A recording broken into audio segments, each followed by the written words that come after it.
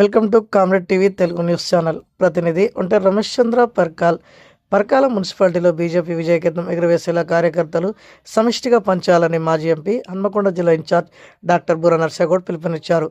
22 వార్డుకు గాను 22 వార్డులు బీజేపీ గెలవాలన్నదే లక్ష్యమని స్పష్టం చేశారు. పర్కాల పట్టణంలోని మహాదేవ్ కన్వెన్షన్ హాల్లో బీజేపీ పర్కాల పట్టణ అధ్యక్షుడు గాజుల నిరంజన్ అధ్యక్షత నిర్వహించిన సన్నాహక సమావేశంలో మాజీ ఎంపీ బుర్రా నర్సాగౌడ్ ముఖ్య అతిథిగా పాల్గొన్నారు. ఈ సమావేశంలో హన్మకొండ జిల్లా అధ్యక్షుడు Kolanu Santosh Reddy, BJP Parkal contestant MLA doctor Pagadala Kali Prasadarao, రాష్ట్ర మాజీ ప్రధాన కార్యదర్శి గుజ్జుల ప్రేమేందర్ రెడ్డి, జిల్లా మాజీ అధ్యక్షురాలు రావు పద్మ, రాష్ట్ర కార్యవర్గ సభ్యులు డాక్టర్ విజయచందర్ రెడ్డి, డాక్టర్ సిరంగి సంతోష్ కుమార్, కాచం గురుప్రసాద్, గుజ్జ సత్యనారాయణరావు తదితరులు పాల్గొన్నారు.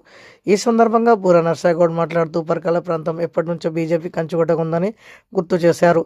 అలాంటి ప్రాంతంలో మున్సిపాలిటీ ఎన్నికల్లో సంపూర్ణ విజయం సాధించవలసిన బాధ్యత ప్రతి కార్యకర్తపై ఉందన్నారు. జిల్లా నాయకత్వం నిత్యం పర్కాల్లోనే ఉండి ఎన్నికలను పర్యవేక్షిస్తుందని తెలిపారు. వార్డు వారీగా ఇన్ఛార్జిగా పర్యవేక్షణ, మున్సిపాలిటీ గెలుపు కోసం ప్రతి వార్డుకు ఇన్ఛార్జీలు నిరంతరం అక్కడే ఉండి ప్రణాళికబద్ధంగా పనిచేయాలని సూచించారు.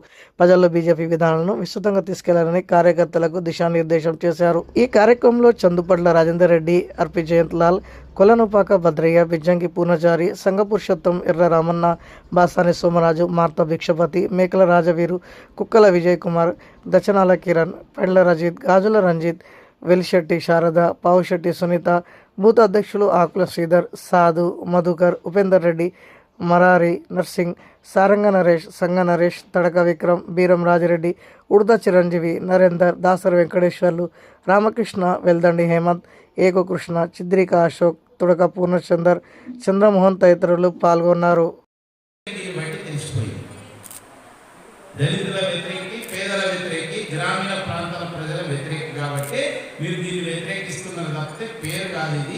ఇది మిగతా బిల్లుల కంటే చాలా భిన్నమైనది, మెరుగైన బిల్లు, మంచి ఉపయోగం, గ్రామాల అభివృద్ధి చెందే యొక్క బిల్లు అని చెప్పి భారతీయ జనతా పార్టీ కానీ నరేంద్ర మోడీ ప్రభుత్వం కానీ చెప్తున్నది. దీన్ని సానుకూలంగా ముందుకు తీసుకపోతే దేశం అభివృద్ధి పథంలో ముందుకెళ్ళడానికి ఎట్లయితే అనేక స్కీమ్స్ వస్తున్నాయి. ఇవాళ కిసాన్ సన్మాన్ ఉన్నది, నేరుగా రైతుల అకౌంట్లో కేంద్ర ప్రభుత్వం డబ్బులు ఇస్తున్నది. అనేక రకాలుగా ఇవాళ ఎంఎస్పి ఇస్తున్నది, ఇరిగేషన్కి ఇస్తున్నది. కేంద్ర ప్రభుత్వం ఏదైతే గ్రామీణ ప్రాంత ప్రజల కోసం ఖర్చు పెడుతున్న దీంట్లో ఇది మంచి బిల్ అని ఈ సందర్భంగా మీకు తెలియజేస్తున్నాం. Thank you.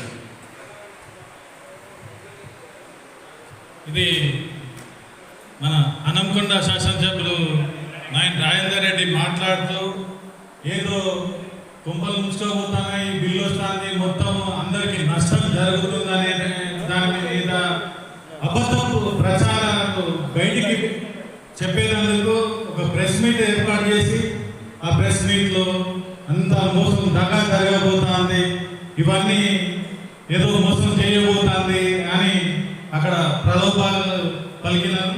దానికి ఈ యొక్క వాళ్ళ కడుపు మంట ఏంటంటే ఈ కాంగ్రెస్ కి సంబంధించిన కుటుంబ సభ్యుల పేర్లను పెట్టడమే. గ్రామీణ ఆవాస్ యోజనను ఇందిరా ఆవాస్ యోజనగా, ఇంకా గ్రామీణ విద్యుద్దీకరణ యోజనను రాజీవ్ గాంధీ గ్రామీణ విద్యుద్దీకరణ, ఖేల్ రత్న అవార్డును రాజీవ్ గాంధీ ఖేల్ రత్న,